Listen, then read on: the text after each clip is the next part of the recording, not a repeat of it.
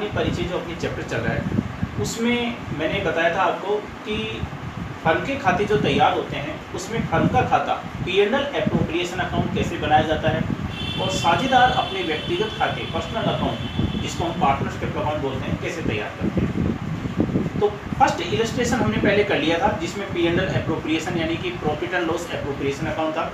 अब देखो आगे है दूसरा इलस्ट्रेशन।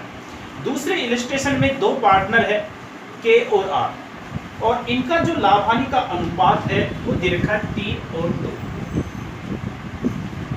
शर्तें क्या हुई है साझेदारों के मध्य कि पूंजी पर 10% की दर से ब्याज दिया जाएगा, आहरण पर 5% की दर से ब्याज लिया जाएगा उनसे और के को वेतन 5,000 रुपये प्रति माह दिया जाएगा।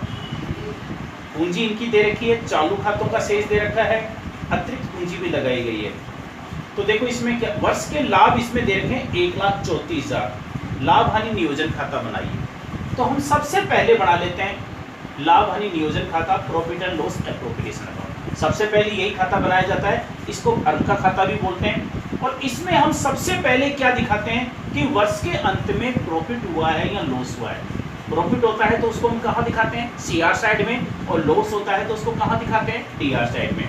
तो देखो इसमें फर्म को प्रॉफिट हुआ है कितना, 1,34,000, तो उसको हम कहाँ दिखा देंगे, CR साइड में बाय P&L अकाउंट। ब्रैकेट में लिख देंगे नेट प्रॉफिट 1,34,000। इसके बाद में CR साइड में प्रॉफिट के अलावा एक मद और दिखाई जाती है आहरण पर ब्याज, इंटरेस्ट ऑन ड्राविंग्स। तो इंटरेस्ट ऑन ड्राविंग्स के लिए देखो इसमें क्या दे रखा है, इसमें दे रखा है कि आहरण पर 5% की दर से ब्याज लिया जाएगा और आहरण देखो इसमें दोनों के 20-20 हज़ार रुपये है। तो 20,000 का 5% है, समय कुछ नहीं दे रखा तो पूरे वर्ष का लगेगा, कितना हो गया 1,000 रुपये।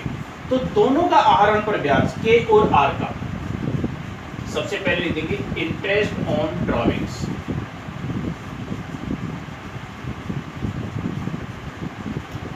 K और R 1,000 रुपये K का है और 1,000 रुपये ही R का है क्योंकि दोनों का आहरण समान है 20-20 हज़ार रुपये का। ये हो गया आपके 2,000 रुपये। तो देखो इसमें अब CR साइड में अब इसके अलावा और कोई मद नहीं। साझेदारों को जो भी भुगतान किया जाता है फर्म के द्वारा वो फर्म के लिए खर्चा होता है, इसलिए उनको सबको कहाँ दिखाते हैं, DR साइड में। जैसे साझेदारों को वेतन, कमीशन, पूंजी पर ब्याज, ये सब इधर दिखाया जाता है। तो देखो इसमें क्या दिया जा रहा है, एक तो है पूंजी पर ब्याज, तो सबसे पहले दिखा देंगे इंटरेस्ट ऑन कैपिटल K और R का। तो देखो इसमें K की जो पूंजी है 1 अप्रैल को थी 2 लाख, तो 2 लाख का 10% ब्याज कुछ नहीं दे रखा है, तो पूरे वर्ष का 10% है वो कितना हो गया 20,000 रुपये। इसके बाद में इसमें ये और दे रखा आगे क्या सूचना दे रखी है कि K के द्वारा 1/10 यानी कि 1 अक्टूबर को अतिरिक्त पूंजी और लगाई गई है। कितने की लगाई गई है, 80,000 की। अक्टूबर को खाते हम कब तैयार कर रहे हैं, इसमें 31 मार्च को, क्योंकि ये भी ध्यान रखना है कि खाते हम 31 मार्च को तैयार कर रहे हैं। 31 मार्च को जब खाते तैयार कर रहे हैं तो अक्टूबर से लेकर के आपके 31 मार्च तक जो समय है वो इसमें कितना होता है, 6 महीने का। तो 80,000 रुपये की जो अतिरिक्त पूंजी है उस पर 6 महीने का ब्याज लगेगा 10% की दर से।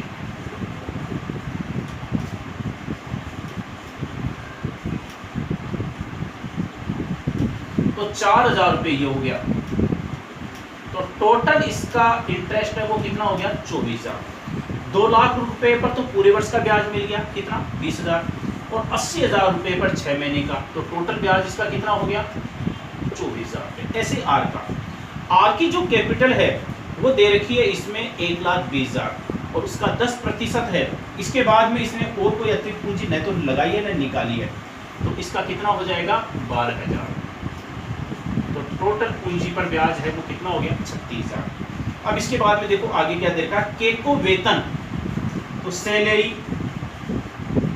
टू K को दिया जा रहा है और कितना दिया जा रहा है 5,000 रुपये प्रति माह, तो 12 महीने की कितनी हो गई 60,000 रुपये। तो 60,000 रुपये की जो है ये सैलरी है, ये हम दिखा देंगे। बस, अब इसके अलावा कुछ नहीं है। तो अब कैसे दिखाएंगे? देखो 1,34,000 रुपये फर्म को प्रॉफिट हुआ था, 2,000 रुपये आहरण पर ब्याज, तो फर्म का टोटल प्रॉफिट है या टोटल इनकम है वो कितनी हो गई? 1,36,000। 1,36,000 में से फर्म ने 36,000 रुपये तो पूंजी पर ब्याज दे दिया, 60,000 रुपये वेतन दे दिया, तो शेष कितना लाभ बचा वो साझेदारों में बांट दिया जाएगा। तो 36 और 60 वो कितना हो गया? 96,000 रुपये। तो 1,36,000 में से 96,000 घटा दो,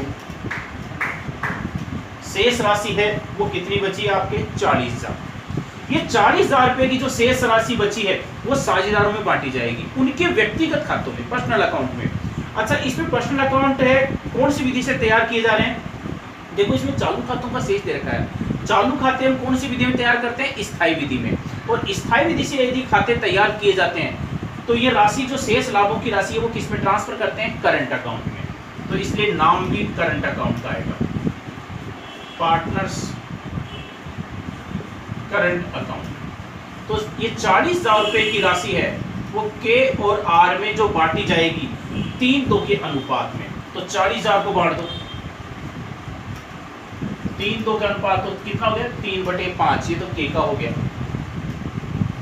तो कितना हो गया आपके? 24,000।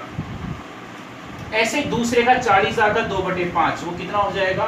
16,000। इस प्रकार से 40,000 रुपये टोटल हो गया आपके 1,36,000। ये हो गया आपके P&L एप्रोप्रिएशन अकाउंट, लाभ हानि नियोजन। तो देखो मैंने ये P&L एप्रोप्रिएशन अकाउंट, लाभ हानि नियोजन खाता बनाया। सबसे पहले यही खाता बनाया जाता है, फर्म का खाता। इसमें CR साइड में प्रॉफिट, आहरण पर ब्याज दिखाने के बाद में साझेदारों को हमने पूंजी पर ब्याज और वेतन का भुगतान किया है, लाभों में से हमने घटा दिया और शेष राशि है वो बची जो 40,000 उसको साझेदार बांट लेंगे अपनी लाभ हानि के अनुपात में। और देखो इसमें प्रश्न में क्या है? पूंजी खाते और चालू खाते दोनों का बैलेंस दे रखा है। हमेशा ध्यान रखना कि अगर प्रश्न में चालू खातों का बैलेंस दे रखा है तो इसका मतलब है सोचने की जरूरत नहीं है कि साझेदार अपने व्यक्तिगत खाते, पर्सनल अकाउंट है, स्थायी विधि से, फिक्स्ड मेथड से तैयार करते हैं। इसलिए उसमें व्यक्तिगत खाते अगर तैयार करते हैं तो 2 खाते बनाए जाते हैं, पार्टनर्स कैपिटल अकाउंट और करंट अकाउंट। कैपिटल अकाउंट में केवल कैपिटल दिखाई जाती है और बाकी सारी मदें करंट अकाउंट में दिखाई जाती है। ये सारी मदें है वो किस में दिखाई जाएगी? करंट अकाउंट में। ठीक है, तो P&L एप्रोप्रिएशन अकाउंट है ये तो मैंने बता दिया, आज आपको ये करना है। और कल मैं आपको बताऊंगा इसके जो साझेदार अपने व्यक्तिगत खाते तैयार करेंगे, पार्टनर्स कैपिटल अकाउंट और करंट अकाउंट जो कि स्थायी विधि से, तो फिर उसमें इन मदों को किस प्रकार से दिखाया जाएगा।